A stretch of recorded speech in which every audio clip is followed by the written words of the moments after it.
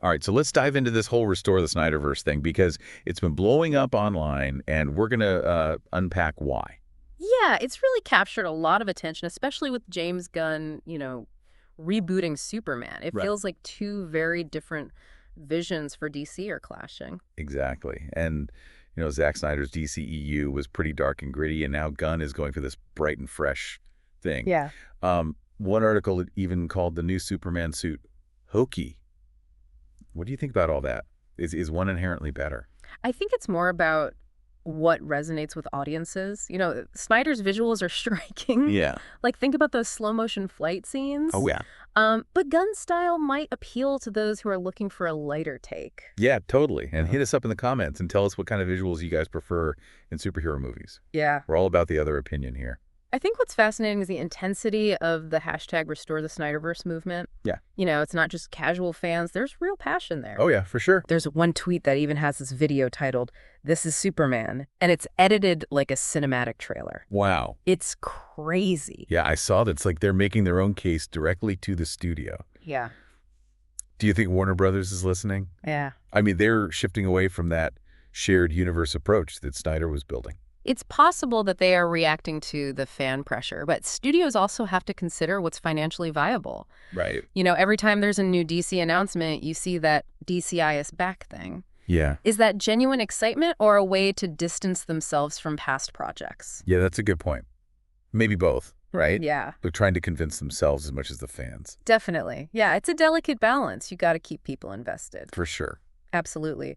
One solution that's being floated is DC's Elseworlds banner, Okay. which is basically stories outside the main continuity. I see. It's a way to tell riskier tales without messing with the main timeline. And I read that DC is actually developing a specific opening for Elseworlds projects, so they're serious about it.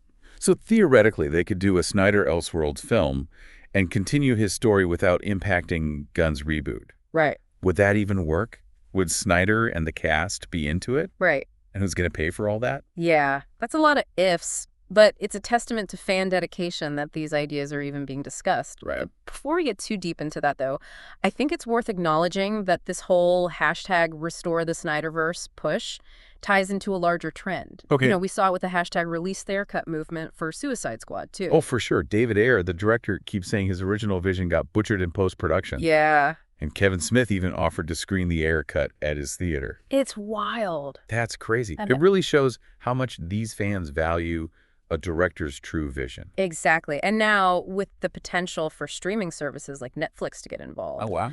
There was an article speculating about Snyder partnering with Netflix to continue his story. Whoa, imagine that. Two separate DC universes running concurrently. Yeah. That would be huge. Make sure you guys are subscribed to The Other Opinion because we are going to be unpacking all of this and more. Definitely. What do you guys think about that? Two different DC universes. Let us know in the comments below. It would certainly be a bold move, and it raises questions about creative control versus studio influence. Totally. On the one hand, studios want to make money. Right? But they also need to respect the fans who are so passionate about these characters. Do you think they're striking the right balance? Share this episode with your friends, and let's start a debate. Yeah, it's a complex issue. Not every fan wants the Snyderverse back either. Right. Some criticisms I've seen focus on things like Superman's eyes being misaligned in the new movie's promo material. Interesting. People have strong opinions. Yeah, that's the beauty of it. Everyone has their own other opinion, and we want to hear yours. So leave a comment below and tell us what you think about this whole Snyderverse debate. We've got this really interesting situation. Passionate fans, different visual styles, studios trying to navigate it all. Right. And solutions like Elseworlds or even Netflix collaborations are being proposed. It's dynamic and evolving, that's for sure. Don't forget to like this video and subscribe to hear more deep dives like this. It's like a real-life comic book saga unfolding before our eyes. It really is. And with James Gunn steering DC in a new direction, it begs the question, how will all these different visions and voices shape the future of superhero movies? That's a big one, and it's something we'll be exploring further in future episodes. Make sure you hit that notification bell so you don't miss out. Okay. In the meantime, what are your predictions for the future of DC movies? It's definitely an exciting time to be a fan, that's for sure. It really is. Now, before we wrap up, let's touch on a point that often gets lost in these discussions, the human element. Right, because this isn't just about capes and CGI. Exactly. There are real people behind these movies, with their own creative passions and all that. Exactly. Zack Snyder actually faced a personal tragedy during the making of Justice League. Oh, wow. Which ultimately led to him stepping away from the project, and that context is important when you consider the Snyder Cut and the calls to restore his vision. It definitely adds another layer to the conversation. Right. Fans see the Snyder Cut as a vindication of his original intentions. Yeah. A chance to see the film as he envisioned it before studio interference altered the course. And it speaks to the power of fan movements. They rallied for years to see the Snyder Cut released. Yeah, they did. And ultimately, Warner Brothers listened. They did. It sets a precedent, doesn't it? Totally. It shows studios that they can't ignore the passionate fan base. Yeah. But it also raises questions about artistic freedom versus studio control. Right. Where do you draw the line? Let us know what you think down in the comments. Subscribe to The Other Opinion to hear more perspectives on stuff like this. Yeah, it's a tricky balance. Studios have a responsibility to their shareholders to make profitable films. Right. But they also need to recognize the artistic vision of the filmmakers they hire. And of course, they can't completely disregard the desires of the fan base. Right.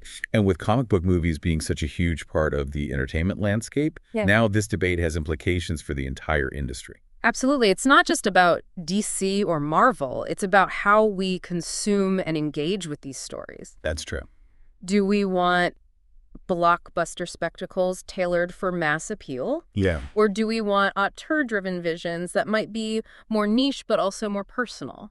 It's almost like there are two different types of fans emerging. Those who prioritize spectacle and those who want something deeper, more meaningful. Where do you guys fall on that spectrum? Hit us up in the comments. Don't forget to share this episode with your friends who are into this stuff too. It'll be interesting to see how this tension plays out in the years to come. Yeah. Will studios embrace diverse visions and cater to specific fan groups? Right. Or will they double down on what they perceive as the safest, most profitable route? And where does that leave filmmakers like Zack Snyder? Yeah. He's clearly got a dedicated fan base, but will he ever get the opportunity to fully realize his vision for the DC universe? That's the million-dollar question. Yeah. The success of the Snyder Cut proved there's an appetite for his style of storytelling. For sure. But whether a studio will take a chance on a full-fledged Snyderverse revival remains to be seen. It would definitely be a gamble. It would. But maybe that's what DC needs right now. A bold move to shake things up and reignite the passion of the fan base. It's certainly one way to make a statement.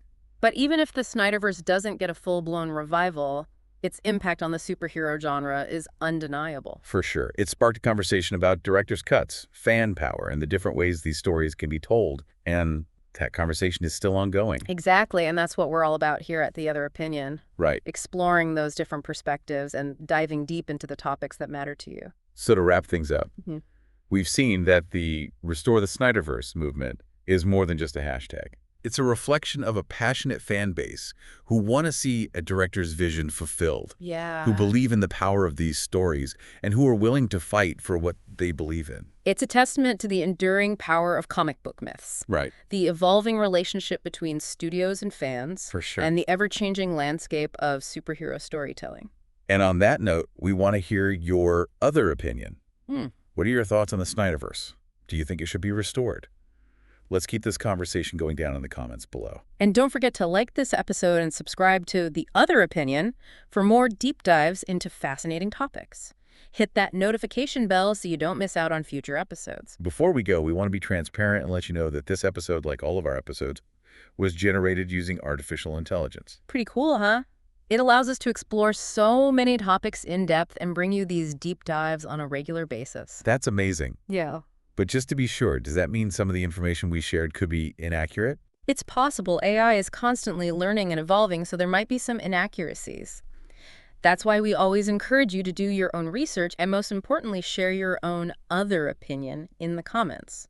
That's what makes this show so engaging and thought-provoking. Yeah, it really is fascinating how much this has resonated with people and how much power fans have nowadays. It's a new era for fandom, for sure. Hmm. Social media gives them a platform to make their voices heard, and studios are starting to pay attention. Whether that leads to positive change or just more chaos, that's a whole other discussion. Definitely a topic for another deep dive. Yeah. Um, what stands out to you about this whole Snyderverse situation? For me, it highlights the evolving nature of superhero storytelling. Oh, These man. characters and myths have been around for decades, but they're constantly being reinterpreted and reimagined. Right. What resonated with audiences in the past might not work today, and vice versa. That's a good point. Like maybe Snyder's darker, more grounded take Yeah. was what DC needed back then. Yeah. But now audiences are craving something lighter and more fun. Or maybe it's just a matter of taste and there's room for both. Right. What do you guys think? Hit us up in the comments with your other opinion. Exactly. And that's the beauty of it. All these characters are so multifaceted and open to interpretation. It's constant evolution.